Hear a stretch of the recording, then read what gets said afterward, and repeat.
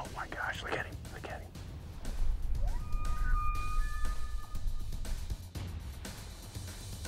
There's a bull right there. 250, 300 yards. I'd say 300 at most. Yeah, but that one by himself is really something. Dennis, do you think that's one of those bulls we saw yesterday afternoon? I bet so. There's probably more right here too. John, it's time to shoot.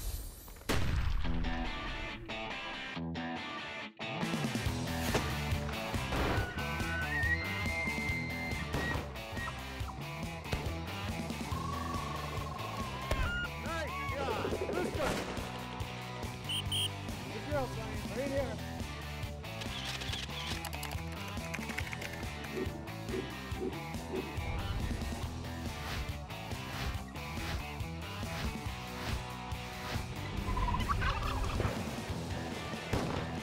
Look there, John. There's a couple shed horns. Oh man!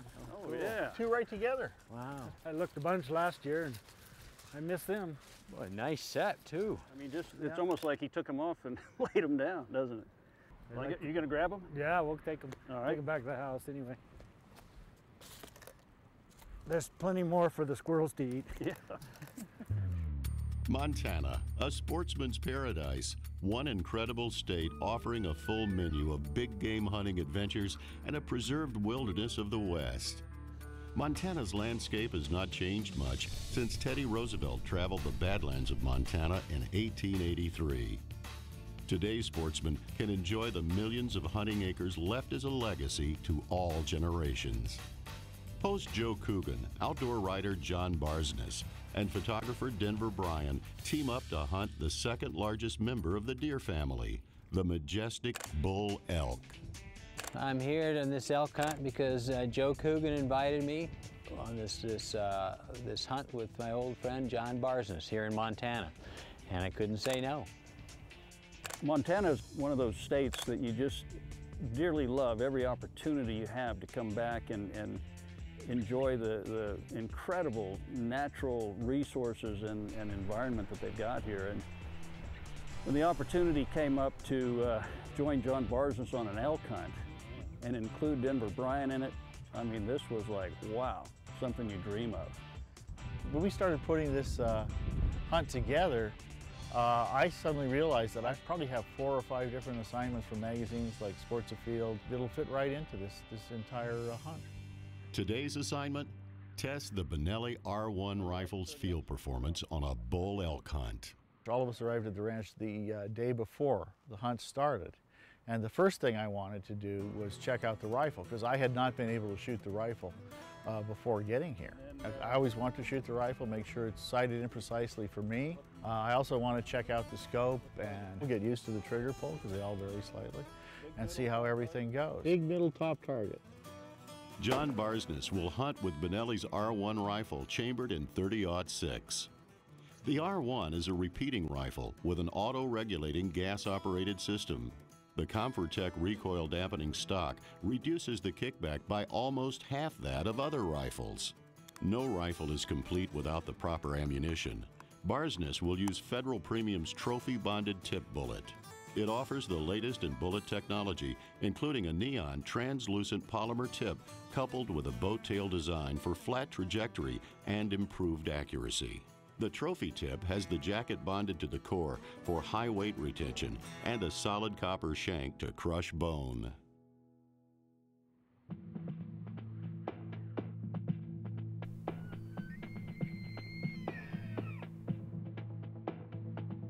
After we sighted in, we had a little time, just a little bit of time before dark, and we went out and drove up on a ridge and set up a spotting scope and looked for elk, and we were lucky to see quite a few nice bulls before the sun went down. If we decided that one of those bulls was the one, what would we do for tomorrow morning? We'll probably get up fairly early and have breakfast and head out in the dark. And then we can come over the ridge if the wind's right. Over that same ridge. In other words, you're going to be targeting that right where they are right now. Out of those 5, what are you seeing for, you know, is one a standout, or are you looking at all? They all look pretty good. Solid. Yeah. And I hate to see people get hung up on score so much. Everything's, you know, score, score, score. Well, it's a yardstick. Yeah. I've seen it ruin safaris many times. Yeah, I haven't. I usually don't even measure them anymore. You getting excited? Oh, I'm always excited. He is and I am. We got a bit of a ride back to camp, shall we?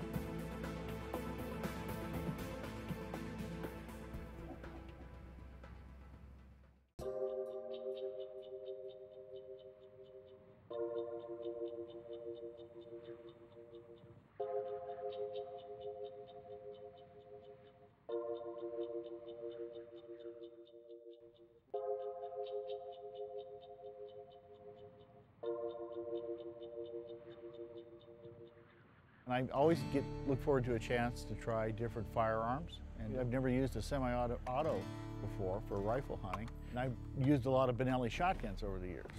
And so I'm looking forward to see how the rifle works. Grab everything you need. We're going to start from here. I'm going to put one in the chamber here.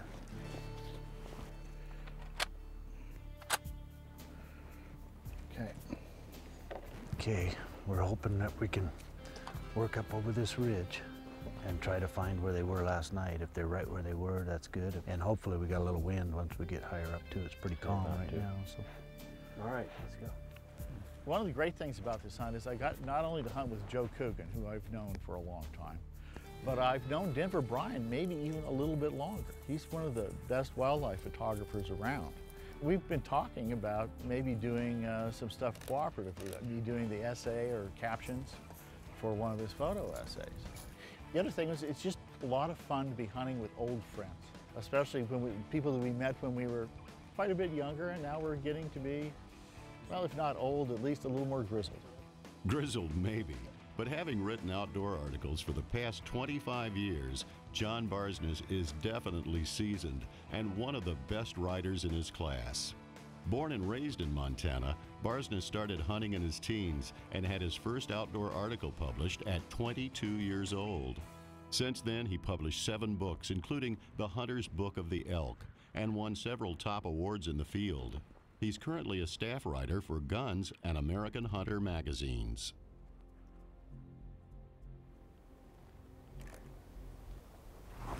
That's a pretty nice bull, but he's not a real big bull.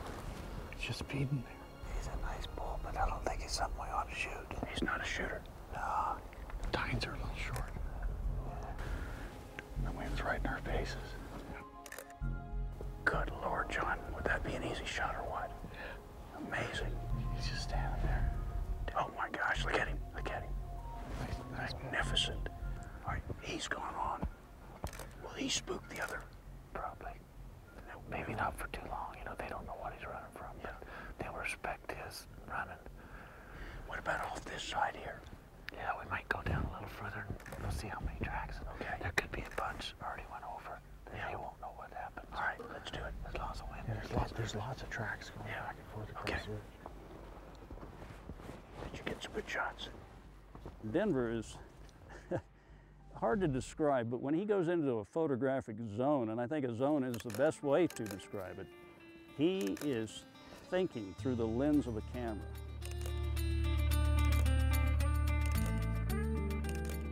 Everything he's doing is what he can imagine is going to look like in print. With photography, you just have moments in time.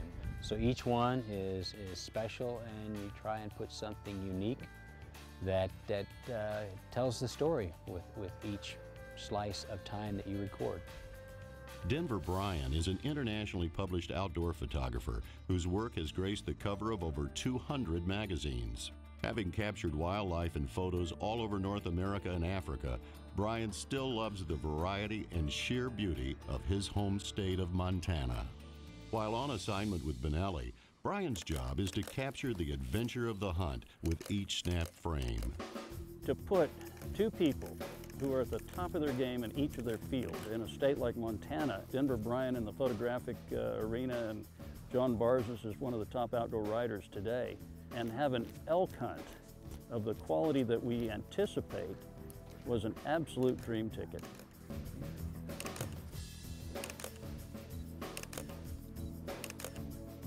Things are right. You can walk right up on them. I've been with Dennis before. We held our ground, and we had 2 bulls that just about ran over us. I mean, they were stopped 20, 30 yards, and they came running, I mean, about 15 feet. We didn't move. I don't think they ever totally busted us. They're not as wily, like a whitetail. Yeah. It's amazing how you get in them. Well, Dennis got us to a point at the end of the day, and it was across a broad, wide valley and suddenly we realized that we're looking at an absolute bachelor's pad of elk. And he says, guys, this is where we want to be tomorrow morning, but we're going to be on the other side of it so that we can come up over the top and come down. These bulls haven't been disturbed in days, and they'll be there as long as they don't get disturbed tomorrow morning, and we want to be there with them.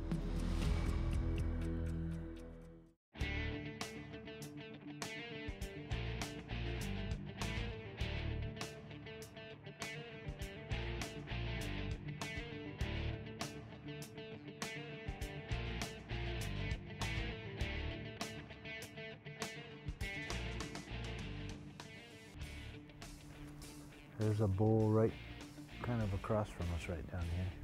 Got him. He's a pretty nice Actually, bull. he's just facing away. Yeah. Widespread. He's up feeding. Super huge frail tails, but What do you think, Dennis? He's a pretty nice bull. It's a tough one to do though, because it's so thick. You know, it's easy to see across here. Yeah. Sometimes we can get across from them and try it, but let's Yeah. keep looking and see if we can see Yeah. any more here. We'll keep an eye on, maybe we'll get a better view of them. Yeah. Typically, are the bulls kind of grouped up right now? Yeah, they're starting to get in their little bachelor. They're getting back friendly with each other. Yeah, kind of. They can tolerate each other again. Tolerate.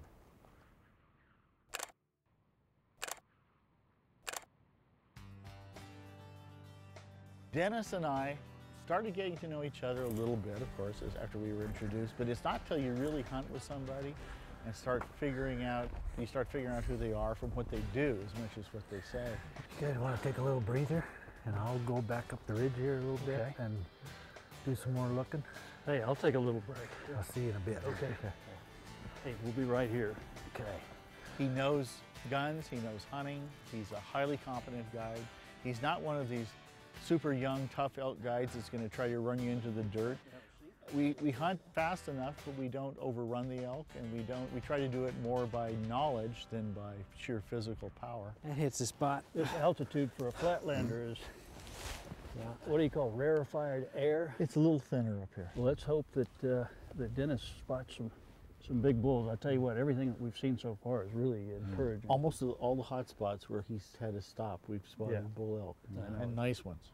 So this is a special place. It is. It really is. Hey, there's Dennis. He's waving us up. You ready for a little more altitude, Joe? The excitement or anticipation of what we're going to find, the physical exertion. I mean, we're at anywhere from 4,000 to 7,000 feet. This air that's not quite as oxygen filled as it might be at sea level makes it a lot of huffing and puffing to move around. We must be getting close. Yeah, we got to be as quiet as we can from now on, you guys. We're hoping they're just back over this ridge. I mean, literally, we could bump them at any point. Let's go. We got up to the top, and it was pretty open country. We were easing along, and suddenly Dennis just dropped to the ground. And now he looked back and said, "Bulls in sight, boys."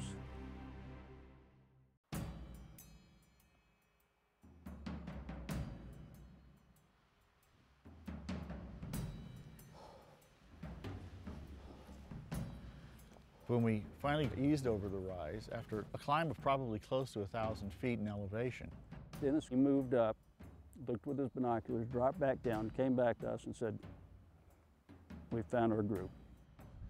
we started glassing down to the canyon and soon spotted 3 bulls. And all of them were big 6-point bulls. The two on the right wandered off into some trees, and one of them still standing there. Look, it's still a nice bull. No kidding, the big one. And we're sure they're still there. They're just hanging. He's the one. That's what, 250, 300 yards? I'd say 300 at most. Yeah. We've got to this point now of excitement. This is the animal. Man, well, they're all good. Yeah, but that one by himself is really something. He had it all. Fully mature, old animal, great brow tines, great length, great height. Couldn't tell you how many points he was, and it didn't matter. And John was excited. John, what do you think? Yeah, I think we should make the attempt. Dennis, do you think that's one of those bulls we saw yesterday afternoon? I bet so. There's probably more right here too. Dennis said, look, John, I think what you need to do is from here, we'll wait here, and you move up ahead and get to wherever you're comfortable. I pushed my backpack and the rifle ahead of me as I crawled up to where I could get a shot down into the canyon. Hey, he's starting to move. He's starting to move. He's got his butt to us, so he's obviously not concerned about us. He's starting to move out to the right. Let's go around the other side of this bush. We want to have a better view.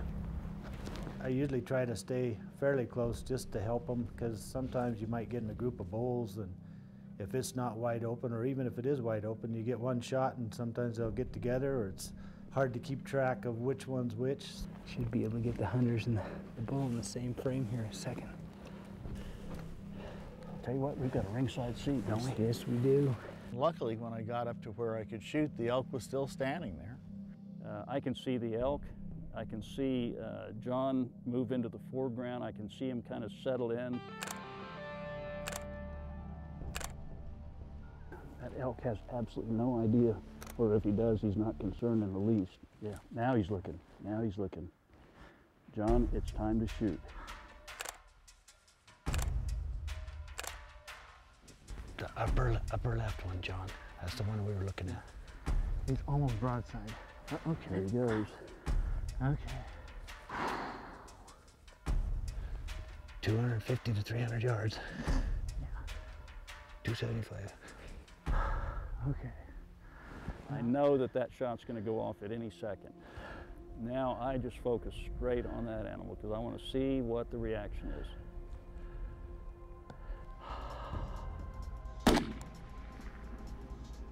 And nothing.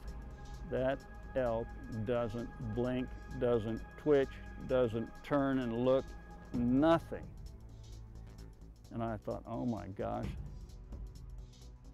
I shot him solidly through both lungs. He was about 250 yards away. We knew the bullet had hit him solidly. He stood there as if he didn't really want to move anywhere. And then after I shot, a bunch more bull elk that we had not seen, maybe 7 or 8 altogether, came running across that hillside. It was like a covey of quail flushing out of a canyon. And suddenly we had bulls running in every direction. And he tried to walk uphill a little ways, and he wasn't going very fast. I decided to make sure and shoot him again. There you go. Oh, whew. When I go hunting and I'm looking especially for a particularly large animal, I usually do not get buck fever. You guys get to watch all that? It's only after the fact that I tend to get a little iffy. And when I started to stand up after the elk went down, my knees didn't want to do it. But I finally got myself collected, and I got a shot of you just with the bull in the background. That was a really fun stalk. Yeah. Man. That was the dude. That was the way to do it.